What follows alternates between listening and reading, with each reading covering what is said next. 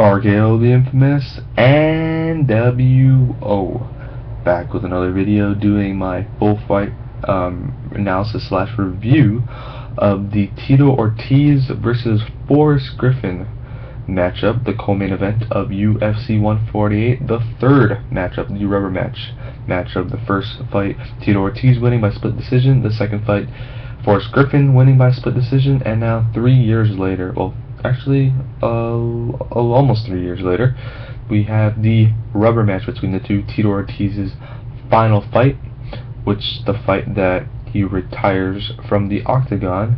And surprisingly, this was in a 5-round fight, even though the first two went by split decision for 3-round fights. This was a 3-round fight, which I thought should have been a 5-round fight, because we were promised 2 5-round fights and we were only given 1. And since this hour was a full, they had a 4-hour block for this card. I think they should have turned it into a 5-round fight, but I guess it wouldn't be fair to both Tito Ortiz and Forrest Griffin if they had to start training for a 5-round fight halfway through their camp. But this matchup is what I expected this matchup was going to be. It was going to last all 3 rounds, and Forrest Griffin was going to win by unanimous decision. Did I think it was going to be this close? No, I didn't, because Tito Ortiz pretty much took the better part of the first round, looking more stronger, looking more dominant over Forrest Griffin. Forrest Griffin then landing more shots, more leg kicks in the second and third round.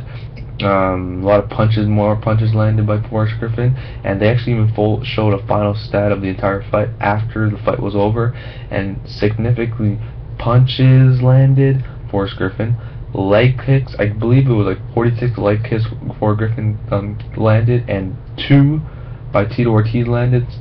So it was pretty one-sided when you look at the stats. But the weird thing was, at the end of the fight, a lot of the crowd thought Tito Ortiz would win the fight, and if I didn't see those stats, I thought the fight was a little closer than I thought, because at one point Tito Ortiz knocked down, and Forrest Griffin did pretty much a sunset flip in the middle of the octagon, and I believe if Tito Ortiz pounced on him right then and there, the match would have been over. But right after the match ended, Forrest Griffin ran out of the octagon and started running like when he got knocked out by Anderson Silva, and Dana White had to chase him and tell him to get back in the octagon, as he was interviewed, and it's actually posted on I can't remember, I think it's the Fuel YouTube channel, but Earl Hawani interviewed Forrest Griffin, and he explains the story of what happened after he ran after the octagon and what Dana White tells him. And he runs back in, and then they finally do the decision, 29-28 from all 3 judges, and your winner is Forrest Griffin. Finally, a unanimous decision, not a split decision, happened for this fight. Overall, it's a pretty fun, entertaining fight. Out of all the fights I saw on this card, this would probably be fight of the night for me.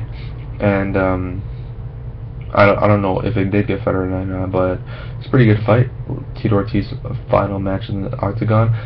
Forrest Griffin actually ended up taking the mic from Joe Rogan, started interviewing Tito Ortiz, how it was the last fight, it was good fighting him, his retirement, his Hall of Fame, and then that was pretty much it. They shook hands, and then they exchanged shirts that were their sponsor shirts, but whatever. And that was it. It was the full fight, pretty much, and it's a pretty good fight. If you have a chance to go check it out, I suggest you do so.